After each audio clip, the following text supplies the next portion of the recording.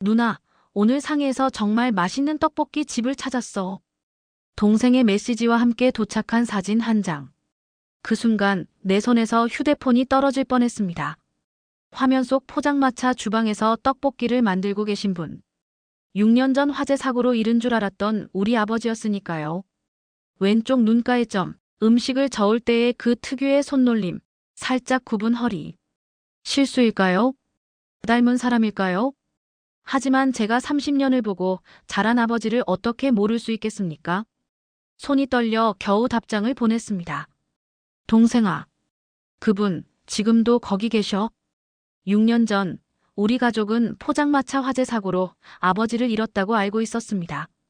그런데 지금 상해 작은 골목에서 떡볶이를 만들고 계시다니. 그리고 그날 저는 알게 되었습니다. 우리가 알고 있던 모든 것이 거짓이었다는 사실을. 평화로운 일상이 무너진 건 단 한 장의 사진 때문이었습니다. 중국 상해에서 워킹 홀리데이를 보내고 있는 막내 동생이 보낸 사진을 확인한 순간 저는 핸드폰을 떨어뜨릴 뻔했습니다. 누나, 이거 혹시 아버지 아니야? 동생의 메시지와 함께 온 사진 속에는 허름한 포장마차에서 음식을 만들고 있는 한 중년 남성의 모습이 담겨 있었습니다. 까무잡잡한 피부의 굽은 허리, 그리고 왼쪽 눈가의 특징적인 점까지 6년 전 화재 사고로 잃은 줄 알았던 저희 아버지의 모습 그대로였습니다. 처음에는 혹시 비슷하게 생긴 분이신가 싶었습니다.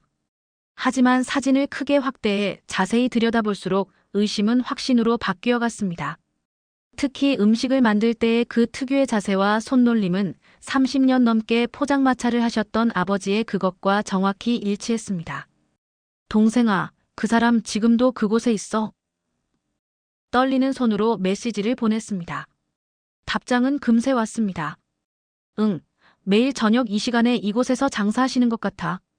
처음엔 우연히 지나가다가 봤는데 너무 아버지랑 닮으셔서 며칠째 지켜보고 있었어.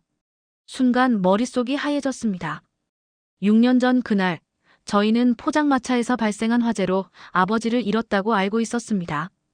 시신은 심하게 훼손되어 바로 화장을 해야 했다던 어머니의 말씀. 그리고 급하게 치러진 장례식까지 당시에는 미처 눈치채지 못했던 수많은 의문점들이 한꺼번에 밀려왔습니다. 누나 어떡하지? 이거 정말 아버지 맞는 것 같아. 동생의 다급한 메시지가 이어졌지만 저는 쉽게 답장을 보낼 수 없었습니다. 만약 정말 아버지라면 우리가 알고 있던 모든 것이 거짓이었다는 뜻이 되니까요. 특히 그동안 힘들어하셨을 어머니를 생각하면 가슴이 무너져 내렸습니다. 하지만 진실을 외면할 수는 없었습니다. 떨리는 손으로 비행기 표를 예매했습니다. 상해행 비행기. 그리고 6년 만에 다시 만나게 될지도 모르는 아버지를 생각하니 온갖 감정이 복받쳐 올랐습니다. 그렇게 저의 예상치 못한 여정이 시작되었습니다. 우리 가족은 평범한 서민 가정이었습니다. 아버지는 30년 넘게 서울역 근처에서 포장마차를 운영하셨고 어머니는 근처 식당에서 주방 일을 하시며 저희 3남매를 키우셨습니다. 아버지는 말씀이 많지 않으신 분이었습니다. 새벽같이 일어나 장을 보고 저녁 늦게까지 포장마차를 운영하시는 게 일상이었죠. 손님들은 아버지의 깔끔한 음식 솜씨와 진심 어린 서비스를 좋아하셨습니다. 특히 아버지표 떡볶이는 이미 그 동네에서 맛집으로 소문나 있었죠. 손님 한 분 한 분이 다 우리 가족 같아. 내 음식 먹고 힘내서 일하시는 분들 보면 그게 제일 뿌듯해. 항상 이렇게 말씀하시던 아버지였기에 당시 화재 소식을 들었을 때는 믿기지 않았습니다. 늘 안전에 철저하셨고 가스밸브도 꼭 잠그고 확인하시던 분이었거든요. 저는 큰딸로서 부모님의 성격을 누구보다 잘 알고 있었습니다. 아버지는 매사에 꼼꼼하고 책임감이 강한 분이셨고 어머니는 다정다감하면서도 강단 있는 분이셨죠.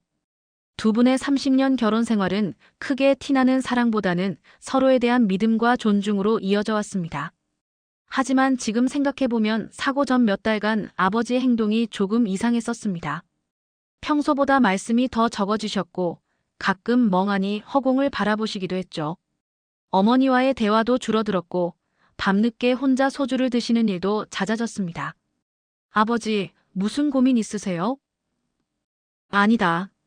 그냥 나이 들어서 그런가. 요즘 자꾸 옛날 생각이 나는구나. 그때 아버지의 말씀을 더 깊게 듣지 못한 것이 지금도 후회됩니다. 어쩌면 그때가 아버지의 속마음을 알 수 있는 마지막 기회였을지도 모르는데 말이죠. 동생들은 각자의 삶에 충실했습니다. 둘째는 회사원으로 일하며 얼마 전 결혼을 했고, 막내는 자신의 꿈을 위해 중국으로 떠났죠. 우리 모두 아버지의 희생 덕분에 각자의 길을 걸을 수 있었습니다. 그래서 더욱 이해할 수 없었습니다. 만약 사진 속 인물이 정말 아버지라면 왜 우리 가족을 두고 홀로 사라지셨는지, 그동안 우리가 알고 있던 모든 것들이 거짓이었다면 그 뒤에 숨겨진 진실은 무엇인지 가슴 한켠이 먹먹해졌습니다. 이제는 그 진실을 마주할 시간이 온 것 같았습니다. 6년 전 그날은 유난히 추운 겨울날이었습니다. 2월의 마지막 주였고 매서운 한파가 서울을 휘감고 있었죠. 새벽 4시경 어머니의 다급한 전화를 받았습니다. 아버지가 포장마차에서 화재가.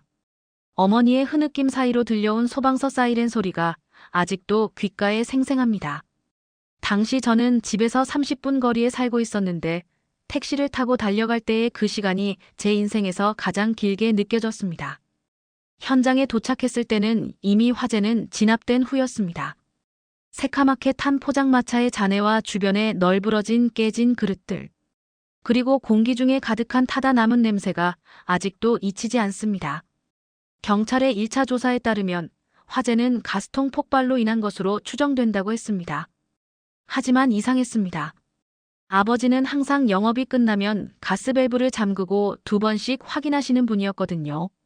더 이상한 것은 목격자들의 증언이었습니다. 그날 새벽에 포장마차 주인장이 평소보다 일찍 나와 있는 걸 봤어요. 보통은 4시 반에서 5시쯤 나오시는데 그날은 3시도 안 됐을 거예요. 인근 편의점 직원의 증언이었습니다. 또 다른 증언도 있었습니다. 폭발 직전에 누군가와 통화하는 것 같았어요. 목소리가 약간 격앙된 것 같기도 했고, 당시에는 이 모든 게 사고의 충격으로 제대로 된 판단을 하지 못했던 것 같습니다. 시신은 화재로 인해 심하게 훼손되었다고 했고, 어머니는 빠른 화장을 주장하셨습니다. 이렇게 된 모습 보지 말자. 아버지도 그러시길 원하실 거야. 그때 어머니의 단호한 태도가 조금 이상하다고 생각했어야 했는데, 저희는 그저 어머니의 슬픔이라고만 생각했습니다. 화재 현장 조사는 생각보다 빠르게 종결되었습니다. 보험회사에서도 특별한 이해 제기 없이 보험금을 지급했고 모든 것이 사고사로 정리되었죠. 하지만 지금 생각해보면 너무나도 많은 의문점들이 있었습니다. 왜 그날 아버지는 평소보다 일찍 나오셨을까? 누구와 통화를 하고 계셨던 걸까? 그리고 왜 그토록 서둘러 화장을 해야 했을까? 진실은 종종 우리가 가장 두려워하는 곳에 숨어 있다는 말이 있습니다. 이제와 돌이켜보니 그날의 화재는 어쩌면 완벽하게 계획된 이별의 시작이었는지도 모르겠습니다. 장례식은 화재 발생 이틀 만에 치러졌습니다. 보통 3일장이나 5일장이 일반적인데 어머니는 빠른 발인을 고집하셨습니다. 당시 저희는 그저 어머니의 심적 고통을 생각해 따를 수밖에 없었습니다. 어머니, 좀 더 시간을 가지고 하는 게 어떨까요? 안 돼. 이미 화장도 했고. 아버지도 이렇게 허술하게 보내드리는 게 싫으실 거야. 장례식장은 이상할 정도로 조용했습니다. 평소 아버지가 알고 지내던 상인들과 단골 손님들이 찾아왔지만 어머니는 대부분의 조문객들을 빨리 돌려보내셨죠. 특히 오랜 시간 이야기를 나누려는 분들에게는 더욱 서두르는 모습을 보이셨습니다. 장례 절차도 최소한으로 진행되었습니다. 성복제는 생략되었고 제사상도 간소하게 차려졌습니다. 당시 이웃 상인분이 하신 말씀이 지금도 기억납니다. 이상하다. 김 사장님이 그렇게 된 게 맞나? 화장하기 전에 한 번이라도 봤어야 하는 거 아닌가? 장례식 내내 어머니는 이상할 정도로 냉정하셨습니다. 물론 겉으로는 슬픔에 잠긴 듯 했지만 뭔가 다른 것 같았습니다. 평소 감정이 풍부하셨던 어머니를 알기에 그날의 태도는 더욱 의아했죠. 특히 인상적이었던 것은 보험금 처리였습니다. 장례식도 끝나기 전에 어머니는 이미 보험회사와 연락을 주고받고 계셨습니다. 사고 사망 보험금이 꽤 큰 금액이었다고 합니다. 어머니, 보험금은 천천히 처리해도. 이제 내가 너희들 뒷바라지 해야지. 아버지 없이 살아가려면 이런 것도 빨리 처리해야 해. 장례식이 끝나고 한 달쯤 지났을 때 어머니는 갑자기 이사를 하겠다고 하셨습니다. 30년 넘게 살았던 동네를 떠나 먼 곳으로 가시겠다고. 그때도 저희는 어머니의 결정을 이해하려 했습니다. 하지만 지금 생각해보면 모든 것이 너무 급작스러웠습니다. 마치 미리 계획된 것처럼 하나둘씩 차근차근 정리되어 갔죠. 장례식, 보험금, 그리고 이사까지. 당시 저는 왜 이 모든 것들이 이상하게 느껴지는지 어머니께 여쭤보고 싶었습니다. 하지만 차마 그러지 못했죠. 혹시나 더 큰 상처를 드릴까봐. 그게 제 가장 큰 실수였던 것 같습니다. 지금 와서 보니 그때의 모든 순간들이 어떤 진실을 감추기 위한 치밀한 준비였을지도 모른다는 생각이 듭니다. 그리고 그 진실의 중심에는 어머니가 있었던 것 같습니다. 동생이 보낸 사진을 자세히 분석하기 시작했습니다. 총 5장의 사진. 각기 다른 각도에서 찍힌 그 중년 남성의 모습을 하나하나 뜯어보았습니다. 이게 아버지의 특징이었던 것 같아. 눈가의 점, 걸음걸이, 허리를 굽히는 자세까지. 동생의 메시지와 함께 더 자세한 사진들이 도착했습니다. 특히 주방에서 음식을 만드는 모습이 담긴 사진은 가슴을 울렸습니다. 떡볶이 양념을 저으실 때의 그 특유의 손놀림, 맛을 보실 때 살짝 기울이시는 고개의 각도까지. 너무나 아버지다웠습니다. 저는 예전 가족 사진들을 꺼내보았습니다. 6년 전 마지막으로 함께 찍은 사진과 비교해보니 나이는 더 들어 보였지만 전체적인 이목구비와 표정은 너무나 흡사했습니다. 누나, 오늘 그분이 쓰시는 중국어를 들었어. 발음이 서툴러. 한국인이 틀림없어. 결정적인 것은 왼손 약지에 있는 화상 자국이었습니다. 아버지는 20년 전 기름이 튀어 생긴 화상 자국이 있으셨는데 사진 속 인물의 손에도 같은 위치에 흉터가 있었습니다. 어제는 그분이 전화 통화하시는 걸 봤어. 한국어였어. 목소리도 아버지랑 비슷했고. 의심은 점점 확신으로 바뀌어 갔습니다. 하지만 한 가지 의문이 남았습니다. 왜 하필 중국이었을까? 그것도 상해의 작은 골목에서. 혹시나 하는 마음에 아버지의 여권 발급 이력을 확인해 보았습니다. 놀랍게도 화재 발생 3개월 전 새로운 여권을 발급받으신 기록이 있었습니다. 이건 계획된 거였어. 가슴이 무너져 내렸습니다. 아버지의 사망이 그리고 그 후의 모든 상황들이 미리 준비된 각본이었다는 사실이 점점 명확해졌습니다. 동생은 계속해서 그곳을 감시하며 새로운 정보들을 보내왔습니다. 영업시간, 단골 손님들과 나누는 대화, 심지어 그분의 일과까지. 모든 것이 아버지와 일치했습니다. 누나, 내일은 그분이 쉬신대. 가게 문을 닫는 걸 봤어. 이제는 더 이상 피할 수 없었습니다. 저는 결심했습니다. 직접 상해로 가서 진실을 확인하기로. 그리고 만약 정말 아버지라면 왜 우리를 두고 떠나야 했는지 그 이유를 꼭 들어보기로 말입니다. 동생아, 내가 내일 비행기 표를 예매할게. 넌 그분의 동선을 계속 파악하고 있어줘. 진실은 때로 우리가 감당하기 힘들 수 있습니다. 하지만 피한다고 해서 사라지는 것은 아니라는 걸 이제는 알 것 같았습니다. 진실을 확인하기 전에 가족들과 상의해야 했습니다. 먼저 둘째와 통화를 했습니다. 회사에서 바쁜 와중에도 사진을 확인한 동생은 한동안 말을 잇지 못했습니다. 누나, 이거 정말 아버지 같아. 그런데 어떡해. 우리한테 이럴 수가. 둘째의 목소리가 떨렸습니다. 얼마 전 결혼식 때 아버지 자리가 비어 있어 울던 동생이었기에 그 심정이 어떨지 충분히 이해가 됐습니다. 하지만 가장 큰 문제는 어머니였습니다. 저녁에 어머니 댁을 찾아갔을 때 어머니는 평소와 다름없이 저녁 준비를 하고 계셨습니다. 어머니, 잠깐 앉아서 이야기 좀 나눌까요? 왜 그러니? 무슨 일 있어? 사진을 보여드리기 전 어머니의 표정을 유심히 살폈습니다. 평소와 다름없이 차분해 보이셨죠? 이 사진 좀 봐주세요. 어머니는 사진을 보시자마자 휴대폰을 내려놓으셨습니다. 그리고는 마치 아무것도 보지 않은 것처럼 다시 주방으로 가셨습니다. 바쁜데 이런 거 보여주지 마. 저녁이나 먹자. 하지만 어머니의 손이 미세하게 떨리는 것을 놓치지 않았습니다. 무언가 알고 계신다는 직감이 들었습니다.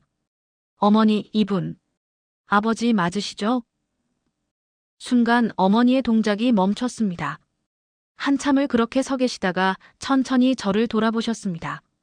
내 아버지는 6년 전에 돌아가셨어. 이제 그만하자. 너무나 단호한 어머니의 목소리에 더 이상 말을 잇지 못했습니다. 하지만 어머니의 눈가에 맺힌 눈물을 보았습니다. 분명 뭔가가 있었습니다. 그날 밤 가족단체 채팅방이 시끄러워졌습니다. 둘째는 즉시 경찰에 신고해야 한다고 했고 중국에 있는 막내는 계속해서 현장 상황을 전달했습니다. 보험금 사기일 수도 있잖아. 이건 범죄라고. 진정해. 일단 확실한 건 알아봐야 해. 어머니가 뭔가 알고 계신 것 같아. 가족들의 의견은 계속해서 엇갈렸습니다. 신고해야 한다는 의견과 조용히 해결해야 한다는 의견이 팽팽히 맞섰죠. 하지만 한 가지 분명한 것은 더 이상 이 상황을 모른 척 넘어갈 수 없다는 것이었습니다. 6년이라는 시간 동안 우리가 믿어온 것들이 거짓일지도 모른다는 사실이 너무나 고통스러웠습니다. 내일 아침 첫 비행기로 중국 가볼게. 일단 진실을 확인하고 다음 단계를 생각하자. 마지막 메시지를 보내고 침대에 누웠지만 잠은 오지 않았습니다. 머릿속엔 온통 아버지의 모습과 어머니의 떨리는 손이 맴돌았습니다.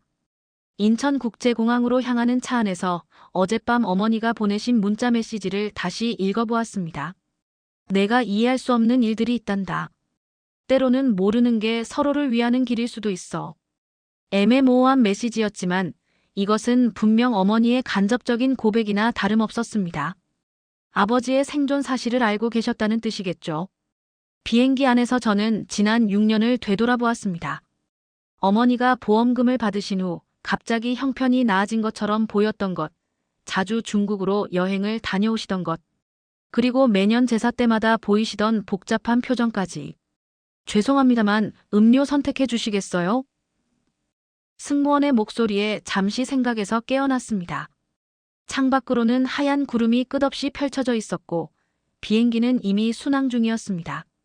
옆자리에 앉은 승객이 중국어 신문을 보고 있었습니다. 문득 아버지는 어떻게 중국어를 배우셨을지, 그곳에서의 생활은 어떠실지 궁금해졌습니다. 포장마차 하시던 분이 타국에서 새 삶을 산다는 게 쉽지 않았을 텐데. 비행기가 흔들릴 때마다 가방에 넣어둔 옛날 가족 사진이 생각났습니다. 출발 전 급하게 앨범에서 찢어온 사진 한 장. 제가 고등학교 졸업할 때 찍은 사진이었습니다.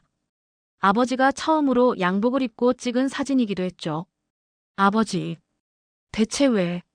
목이 메었습니다. 화가 나야 할까요? 아니면 서운해해야 할까요?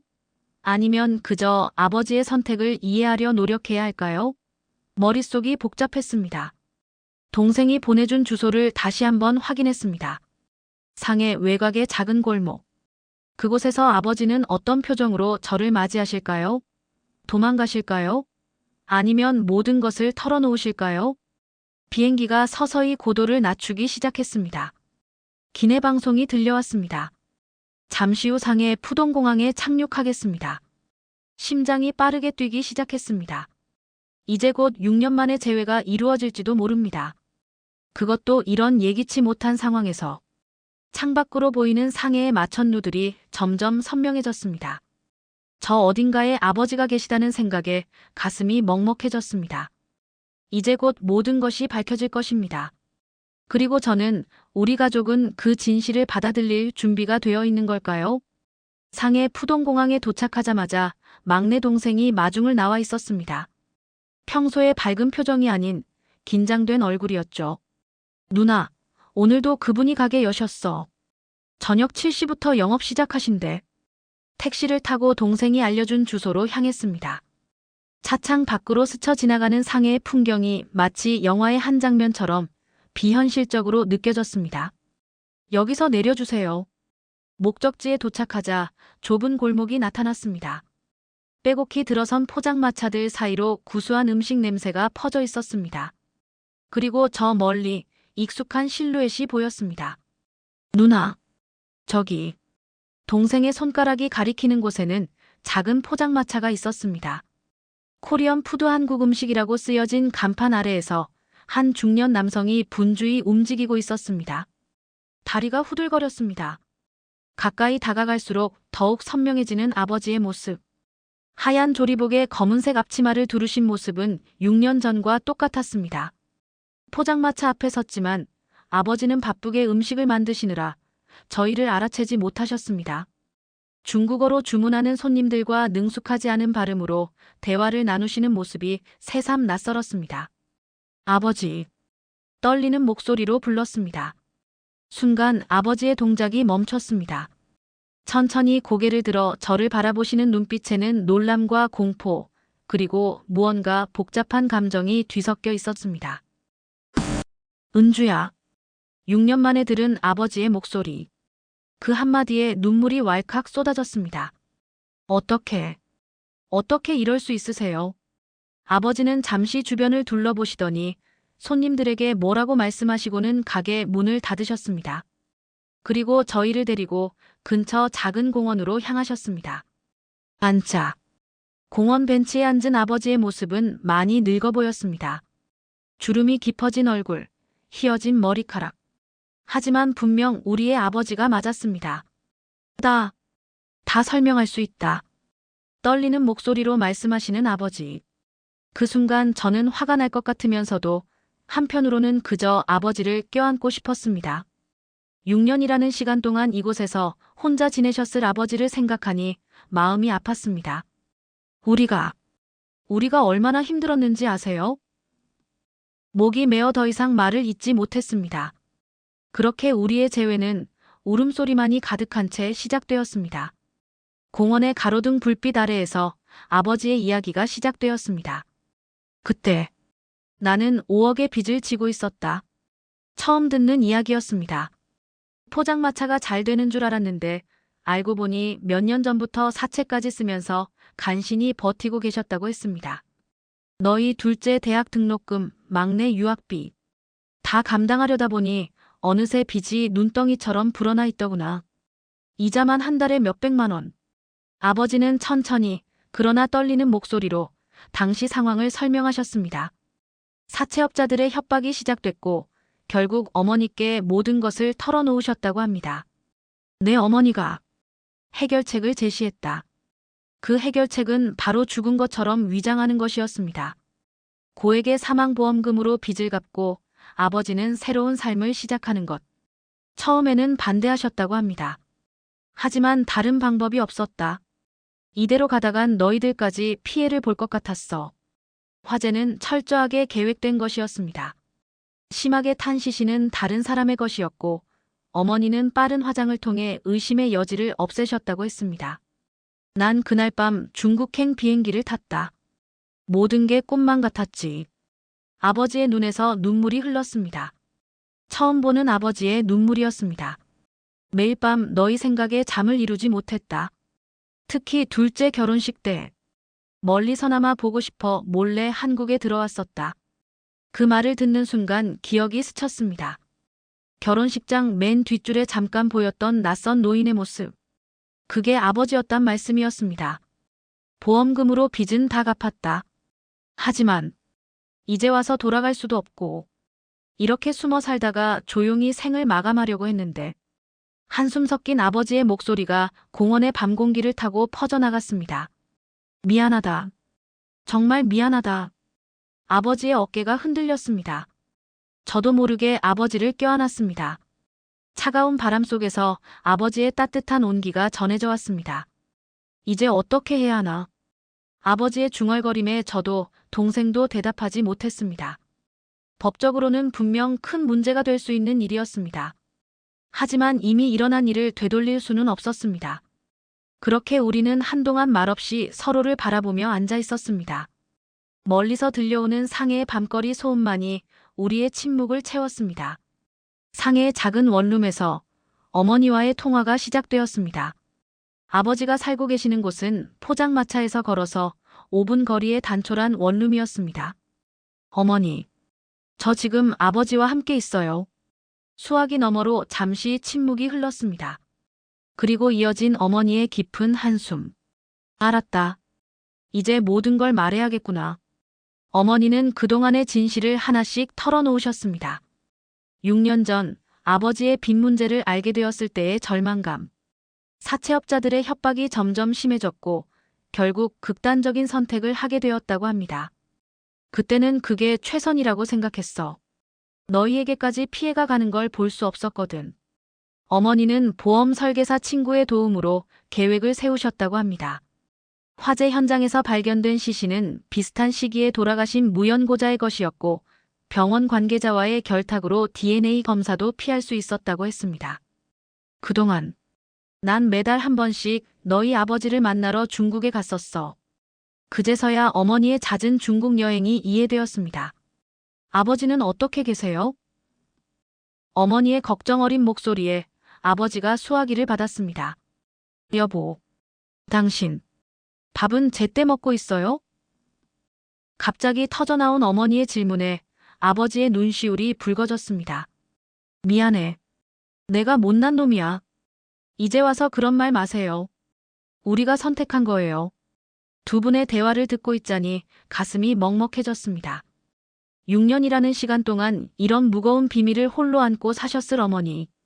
그리고 낯선 땅에서 가족을 그리워하며 지내셨을 아버지. 은주야. 어머니가 다시 저를 부르셨습니다. 이제 어떻게 하고 싶니? 그 질문에 쉽게 대답할 수 없었습니다. 법적으로는 명백한 보험 사기였지만 이미 시간이 많이 흘렀고 무엇보다 이건 우리 가족의 생존을 위한 선택이었습니다. 조금 시간을 주세요. 전화를 끊고 아버지의 작은 방을 둘러보았습니다. 벽에 걸린 우리 가족 사진이 눈에 띄었습니다. 구겨진 채 테이프로 붙여놓은 모습이 마치 아버지의 지난 6년을 보여주는 것 같았습니다. 아버지의 원룸을 정리하는 동안 뜻밖의 물건들이 나왔습니다. 서랍 깊숙이 보관된 편지들, 그리고 낡은 수첩 하나. 이건 수첩을 펼쳐보니 그동안 우리 가족의 소식들이 꼼꼼히 기록되어 있었습니다. 둘째의 승진 소식, 막내의 중국 유학 소식, 심지어 제가 작년에 다녀온 제주도 여행까지. 어머니를 통해 전해 들은 소식들을 하나하나 기록해 두신 것이었습니다. 아버지, 이런 걸 다. 그때 수첩 사이에서 한 장의 사진이 떨어졌습니다. 낯선 여자와 어린아이의 사진이었습니다. 그건 아버지의 표정이 굳어졌습니다. 잠시 침묵이 흐르고 아버지는 깊은 한숨을 내쉬셨습니다. 말해야 할 것 같구나. 아버지의 고백은 충격적이었습니다. 사진 속 여자는 20년 전 아버지가 잠시 연락을 끊고 지내셨던 시기에 만난 분이었고 아이는 아버지의 또 다른 자식이었습니다. 그때 나는 너희 어머니와 잠시 별거 중이었어. 실수를 했지. 아버지는 그 후 모든 것을 정리하고 어머니에게 돌아오셨다고 합니다. 하지만 그 여자는 임신 사실을 숨긴 채 홀로 아이를 키웠고 후에 그 사실을 알게 된 아버지는 매달 용돈을 보내며 지내왔다고 합니다. 빚의 일부가 그 아이 학비였다. 모든 것이 이해되기 시작했습니다. 감당하기 힘든 빚, 그리고 숨겨온 또 다른 가족. 아버지의 어깨가 더욱 무거워 보였습니다. 그 아이는 지금 어디 있나요? 상해 대학교에 다녀. 가끔 이곳에 와서 밥을 먹고 가기도 해.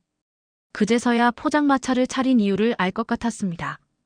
이곳이라면 또 다른 자식과도 가끔 만날 수 있고 우리 가족과도 완전히 단절되지 않은 채 지낼 수 있으니까요. 어머니는 이 사실을 아세요? 아버지가 고개를 저으셨습니다. 이건 내가 죽을 때까지 안고 가려 했던 비밀이었다. 갑자기 모든 것이 복잡해졌습니다. 단순히 보험금 문제가 아니라 우리 가족의 근간을 흔들 수 있는 비밀이 하나 더 추가된 것입니다. 아버지, 이제 어떻게 해야 하죠? 아버지는 말없이 창밖을 바라보셨습니다. 상해의 밤거리가 반짝이고 있었지만 우리의 마음은 그 어느 때보다 어두웠습니다. 이튿날 아버지의 포장마차에서 저녁 장사 준비를 돕고 있을 때였습니다. 20살 정도로 보이는 여학생이 한 명 다가왔습니다. 아빠. 순간 숨이 멎는 것 같았습니다. 아버지의 또 다른 자식, 미영이었습니다. 그녀는 저를 보고 놀란 듯 했지만 이내 담담한 표정을 지었습니다. 언니가 맞죠? 많이 들었어요. 예상치 못한 상황에 어떻게 대처해야 할지 몰랐습니다. 하지만 미영의 차분한 태도가 오히려 저를 진정시켰습니다. 앉을까요? 세 사람이 작은 테이블에 마주 앉았습니다. 아버지는 어색한 듯 계속 물컵만 만지작거리셨습니다. 사실 언니들 얘기는 많이 들었어요. 아빠가 항상 자랑스럽게 이야기하셨거든요. 미영은 생각보다 우리 가족에 대해 많이 알고 있었습니다. 어머니의 존재도 우리 남매들의 이야기도 모두 알고 있었죠. 아빠가 이곳으로 오신다고 했을 때 사실 저는 반대했어요. 하지만 아빠의 사정을 듣고 나니 이해가 됐어요. 미영은 자신의 이야기도 들려주었습니다. 엄마가 재혼한 후에도 아버지가 계속 연락을 주고받으며 지내왔다는 것, 대학 등록금도 아버지가 보내주셨다는 것까지. 언니, 저는 욕심 없어요. 그저 가끔 아빠 밥 한 끼 같이 먹을 수 있는 것만으로도 충분해요. 미영의 성숙한 태도에 마음이 복잡해졌습니다. 분명 우리와 같은 아버지의 핏줄이지만 그동안 우리와는 너무나 다른 삶을 살아온 동생. 아빠, 이제 한국으로 돌아가실 건가요? 미영의 질문에 아버지가 고개를 들었습니다. 그건 아직. 돌아가세요. 이제는 진짜 가족들과 함께 사셔야죠. 저는 여기서 잘 지내고 있으니까요. 미영의 눈가에 눈물이 고였습니다. 미영아, 걱정 마세요.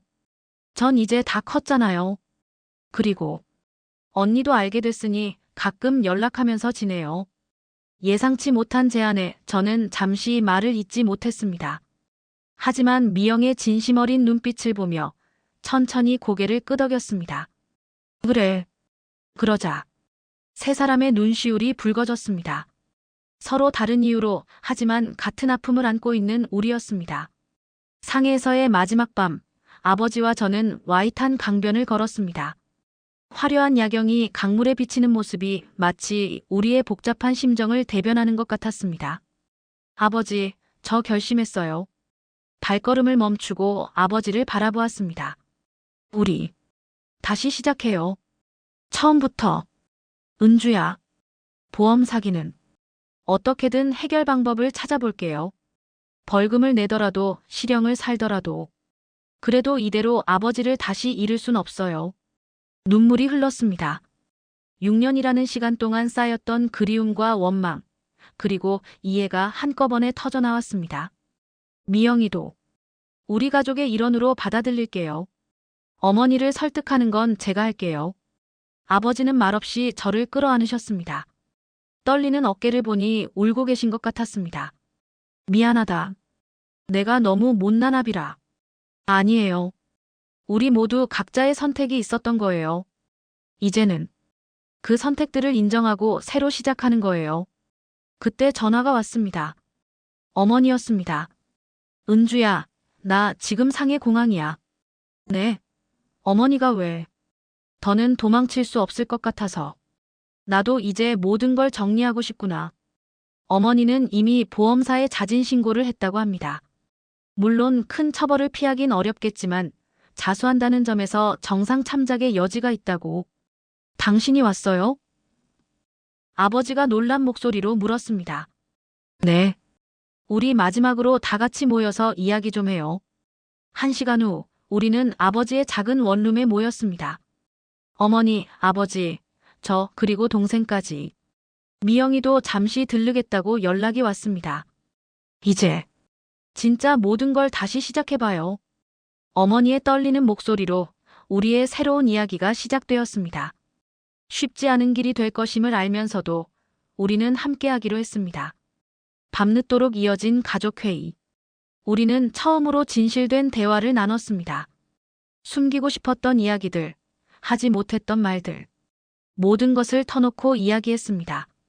그리고 마침내 우리는 하나의 결론에 도달했습니다. 이제는 더 이상 도망치지 않기로. 한국으로 돌아오는 비행기 안 아버지는 계속 창밖만 바라보고 계셨습니다. 6년 만에 밟게 될 고국 땅에 대한 설렘과 두려움이 교차하는 듯 했습니다. 아버지, 괜찮으세요? 그래. 다만 좀 떨리는구나. 인천공항에 도착했을 때는 이미 저녁이었습니다. 입국장을 나서는 순간 아버지의 발걸음이 잠시 멈췄습니다. 공항 로비에는 둘째와 막내가 서 있었습니다. 아버지. 둘째가 달려와 아버지를 꼭 안았습니다. 막내도 눈물을 흘리며 달려왔습니다. 한동안 네 사람은 아무 말 없이 서로를 끌어안은 채 서 있었습니다. 집으로 가는 차 안에서 둘째가 말했습니다. 아버지, 저희가 살고 있는 아파트로 가요. 거기 방 하나 비워두었어요. 하지만 괜찮아요. 일단은 저희랑 같이 지내셔야 앞으로의 일도 차근차근 해결할 수 있을 것 같아서요. 아버지는 말없이 고개를 끄덕이셨습니다. 집에 도착하자 식탁에는 이미 저녁 식사가 준비되어 있었습니다. 어머니가 아버지가 좋아하시는 반찬들을 모두 준비해 놓으셨더군요. 앉으세요, 다들. 어색한 분위기 속에서 시작된 식사. 하지만 점점 이야기가 오가기 시작했습니다. 그동안 있었던 일들, 서로의 근황. 마치 오래된 퍼즐 조각들이 하나씩 맞춰지는 것 같았습니다. 내일은 보험사에 가봐야겠지. 아버지의 말씀에 모두가 조용해졌습니다. 제가 동행할게요. 이미 변호사와도 상담을 마쳤어요. 둘째가 말했습니다. 법무법인에 다니는 둘째는 이미 이런 상황을 대비해 준비를 해두었던 것입니다. 최대한 좋은 방향으로 해결해 보도록 하겠습니다. 다만 시간이 좀 걸릴 거예요. 저녁 식사를 마치고 거실에 모여 앉았습니다. TV에서는 뉴스가 흘러나오고 있었지만 아무도 신경 쓰지 않았습니다. 그저 오랜만에 함께 있다는 것만으로도 충분했습니다. 미영이한테서 연락 왔어요. 제가 말했습니다. 학교 잘 다니고 있대요. 방학 때 한국에 오고 싶다고. 어머니는 잠시 눈을 감았다가 천천히 고개를 끄덕이셨습니다. 그래. 오라고 해라. 이제는 우리 모두가 진짜 가족이 되어야지. 첫날 밤 모두가 잠든 후에도 아버지는 거실에 앉아 계셨습니다. 6년 만에 돌아온 집. 이제부터 시작될 새로운 삶에 대한 기대와 두려움이 교차하는 밤이었습니다. 다음 날 아침, 우리는 보험사를 찾았습니다. 아버지, 어머니, 저 그리고 둘째까지. 긴장된 공기가 회의실을 가득 채웠습니다. 네. 사실대로 말씀드리겠습니다. 어머니가 떨리는 목소리로 말을 시작했습니다. 당시의 상황, 왜 그런 선택을 할 수밖에 없었는지, 그리고 지금 자수하게 된 이유까지. 보험사 담당자들의 표정은 처음엔 충격, 그 다음엔 분노, 마지막엔 복잡한 감정으로 변해갔습니다. 이런 경우는 처음이네요. 보통은 저희가 조사해서 적발하는 경우가 대부분인데. 둘째가 준비해온 서류를 제출했습니다. 저희 가족이 준비한 해결 방안입니다. 우선 보험금 전액을 반환하겠습니다. 이자까지 포함해서요. 그리고 이건 아버지의 재산 증명서입니다. 중국에서 번 수입으로 매달 분할 상환이 가능합니다. 보험사 측은 잠시 서류를 검토했습니다. 형사고발은 당연히 감수하겠습니다. 다만 자진신고라는 점, 그리고 전액 반환 의사가 있다는 점을 고려해 주셨으면 합니다. 회의는 예상보다 길어졌습니다. 점심시간이 지나고 오후가 되어서야 겨우 결론이 났습니다. 일단 분할 상환 조건으로 합의하겠습니다. 다만 형사고발은 불가피합니다. 예상했던 결과였습니다. 하지만 이것이 우리가 택할 수 있는 최선이었습니다. 보험사를 나오면서 아버지가 말씀하셨습니다. 내가 다 책임질게. 아니에요, 아버지. 우리가 함께 해결할 거예요. 둘째가 준비한 서류 가방에는 이미 우리 모두의 재산 증명서가 들어 있었습니다. 각자의 월급에서 일부를 보험금 상환에 사용하기로 한 것이죠. 이제 경찰서에 가봐야겠네요. 어머니의 말씀에 모두가 깊은 한숨을 내쉬었습니다. 하지만 이제 더 이상 도망칠 순 없었습니다. 차에 오르면서 문득 하늘을 올려다보았습니다. 흐린 하늘이었지만 어딘가에 태양이 비치고 있다는 걸 알 수 있었습니다. 우리의 앞날도 그러하기를. 지금은 힘들지만 언젠가는 밝은 빛이 비춰질 거라고 믿으면서 경찰서로 향했습니다. 경찰 조사는 예상보다 빨리 진행되었습니다. 자진신고와 전액 반환 의사를 고려해 불구속 수사가 결정되었고 재판 역시 신속하게 진행되었습니다. 결과는 아버지와 어머니 모두 징역 2년에 집행유예 3년이었습니다. 예상했던 것보다는 가벼운 처벌이었습니다. 생계형 범죄의 성격이 강하고 자진신고한 점을 고려했습니다. 판사님의 말씀이었습니다. 재판이 끝나고 법원을 나서는 길, 아버지가 문득 발걸음을 멈추셨습니다. 이제 다시 시작하면 되는 거지. 네, 아버지. 이제 진짜 새로운 시작이에요. 새로운 시작은 생각보다 빠르게 찾아왔습니다. 둘째가 일하는 법무법인의 소개로 아버지는 한 식당의 주방장으로 취직하셨습니다. 30년 넘게 장사하신 실력을 인정받은 거죠. 어머니도 다시 일을 시작하셨습니다. 예전처럼 식당 일이었지만 이번에는 아버지가 일하시는 식당에서 함께 일하게 되었습니다. 오랜만에 같이 일하니까 좋네요. 어머니의 눈가에 가 맺혔습니다. 미영이도 방학을 맞아 한국에 왔습니다. 처음에는 어색했지만 시간이 지날수록 자연스럽게 우리 가족의 일원이 되어갔습니다. 언니, 오빠들이랑 있으니까 정말 좋아요. 이제 진짜 가족이 생긴 것 같아요. 보험금 반환도 차근차근 진행되고 있었습니다. 매달 우리 모두가 조금씩 보태어 상환해 나가기로 했습니다. 빠듯하지만 함께하기에 가능한 일이었습니다. 힘들지 않아? 너희들 생활비도 있을 텐데. 걱정하시는 아버지께 우리는 모두 같은 대답을 했습니다. 괜찮아요. 우리 가족이잖아요. 서서히 일상이 자리를 잡아가고 있었습니다. 매주 일요일이면 우리는 다 같이 모여 식사를 했고 한 달에 한 번은 미영이와 화상통화를 하는 것이 습관이 되었습니다. 이제 정말 행복한 것 같아요. 어느 날 저녁 어머니가 말씀하셨습니다. 비록 늦었지만 우리 모두가 진실된 모습으로 함께할 수 있어서. 아버지는 말없이 어머니의 손을 꼭 잡으셨습니다. 그 모습을 보며 우리 모두는 알 수 있었습니다. 이것이 진정한 가족의 모습이라는 것을. 오늘은 아버지의 한식당 개업식 날입니다. 1년간 주방장으로 일하며 모은 돈과 우리 남매들의 지원으로 작지만 아담한 식당을 열게 되었습니다. 아버지의 식당이라는 수수한 간판 아래 우리 가족의 새로운 이야기가 시작되고 있습니다. 어서 오세요. 어머니의 밝은 목소리가 식당을 가득 채웁니다. 더 이상 거짓도 숨김도 없는 우리 가족의 진솔한 모습 그대로를 손님들에게 보여주고 있습니다. 이제 정말 괜찮은 거죠? 제가 물었을 때 아버지는 잠시 주방 밖을 바라보시더니 미소를 지으셨습니다. 그래. 이제는 정말 괜찮다. 보험금은 아직 절반 정도가 남아있지만 계획대로 차근차근 갚아나가고 있습니다. 미영이도 이번 학기를 마치면 한국대학원으로 편입하기로 했습니다. 언니, 나중에 나도 여기서 알바할 수 있어요? 미영이의 장난스러운 말에 우리 모두가 웃음을 터뜨렸습니다.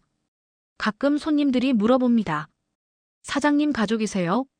다들 닮으셨네요. 그때마다 우리는 자부심을 가지고 대답합니다. 네, 우리는 가족입니다. 어제는 보험사 직원분이 손님으로 오셨습니다. 처음에는 모두가 긴장했지만 그분은 오히려 따뜻한 말씀을 해주셨습니다. 이렇게 성실하게 살아가는 모습을 보니 좋네요. 앞으로도 힘내세요. 식당 한켠에는 우리 가족 사진이 걸려 있습니다. 미영이까지 포함된 새로운 가족 사진입니다.